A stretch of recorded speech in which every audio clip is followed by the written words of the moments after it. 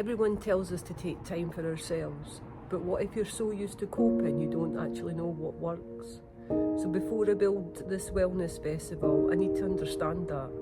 So I've asked 7 completely different people the same 3 questions.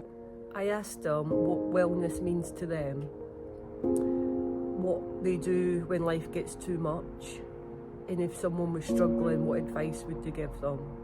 There was no routines, it was just honest, real life answers. Wellness is easy to talk about when life's calm. I'm more interested in what actually helps when there is stress and illness and grief, work or family, or simply just too much noise in your head. So what does wellness mean to me?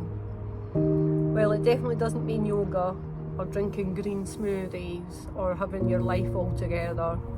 For me, it's more about being with people that I love, who I don't need to pretend I'm anything other than myself. I started with the biggest word of all, wellness. Not what it's supposed to look like, but what it genuinely means to each of us. You've got your physical health, which is obviously really important. Your body's got to, serve you for the whole of your life. It's kind of what keeps everything else going. So looking after that is really important. But mental health, is so important as well. Personal journey for me. Yeah. Things like Reiki, EFT, which is the tapping. When you see people tapping on the faces and things. Then my passion grew for it.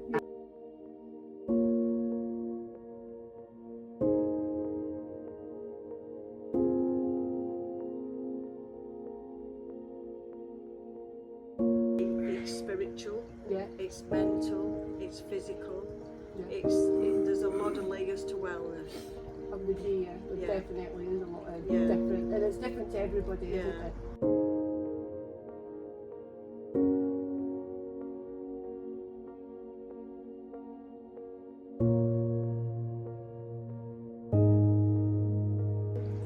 White caravan, because I always say to you, I said, when I'm in caravan, it's just a caravan.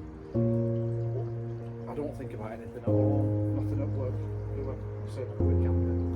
Wellness is about creating a balanced lifestyle that supports both my physical and mental well-being. I enjoy eating a healthy, nutritious diet and staying active.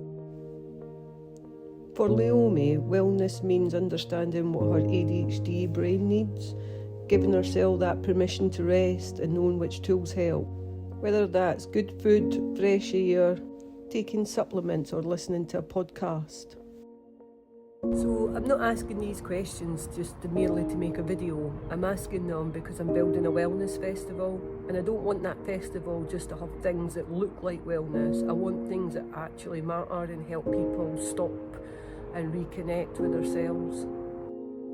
Chris described wellness as harmony and connection with yourself and the people around you, because difficult times can feel less heavy when you are not carrying them on your own. For me, that's getting out with these guys, it's my first, I start the day, I get up, I roll out of bed, I throw on my scruffy clothes and I'm out with the dogs, and that peace and that quiet of being out with them and seeing them enjoying themselves and things like that is really, really vital to my well-being, Music. We absolutely love music in our house. It's the 80s, 90s rock ones usually. It's definitely music, definitely being out in nature, just out. I love water as well, so anywhere that's got a nice big lake or anything.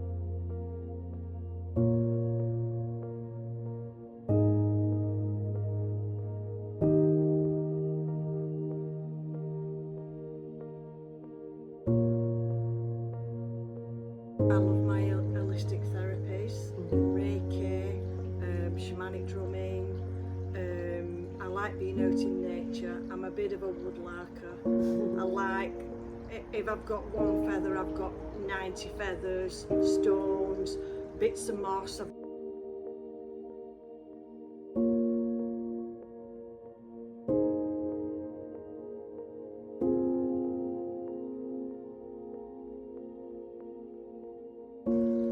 Like I say, I'm going riding down Canal on my bike, and that just helps me switch off. It's only for a couple of hours while Elaine does her thing, and I just switch off for a couple of hours and just do a bit of me time. In Reiki sessions, It's one of the few times when I can completely relax, let go of the stresses of everyday life and allow my mind and body to rest. I often become so relaxed that I fall asleep during the session. Then came the practical question. When everything already feels too much, what do you genuinely do to switch off? When everything feels out of control, Leomi plays The Sims, then she puts music on and cleans until she feels back in a more productive headspace. For Chris, the gym has been the best therapy. He also paints, builds book nooks and spends time with his cats. I realise sometimes I confuse distraction with switching off. Scrolling does fill a silence, but it doesn't always quieten my head. What helps me is changing where I am and what I'm doing by getting outside or sitting by the fire, hearing live music and spending time with people I can completely be myself around.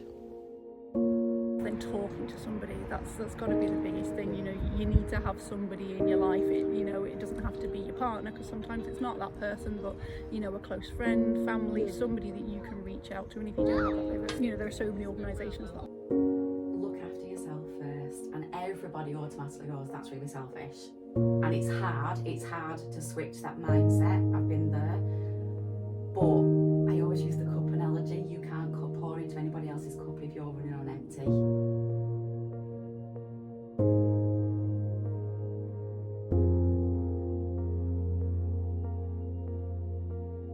Do things that you love doing. Always talk to somebody. Don't keep it inside.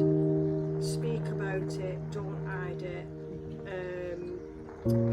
Do what you love doing and be you, and don't try to be something that you're not.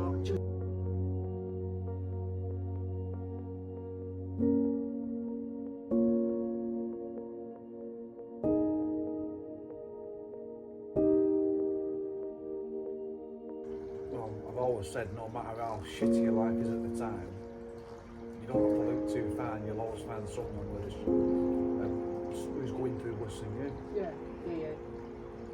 There's always someone worse off than yourself. To reach out and talk to someone you trust, whether that's a friend or a family member. I truly believe that talking is a form of therapy, and there's a lot of truth in the saying, a problem shared is a problem halved. The final question was the simplest to ask, but probably the hardest to answer. What would you want somebody who's struggling to hear right now? Chris's advice was just 4 words: be gentle with yourself. So what I've taken from these answers, that wellness is something that is deeply personal, and the same themes keep on coming up. Connectivity, fresh air, music, being outdoors, nature, and being kinder to yourself. So that's what I want Wild and Well Fest to feel. It's something that's for everyone, not just what wellness looks like and feels like, but something that everyone can take a piece of and relax and use to be themselves. Leomi's advice was to find one thing every day to be grateful for, because practicing it helps your brain become better at noticing the good.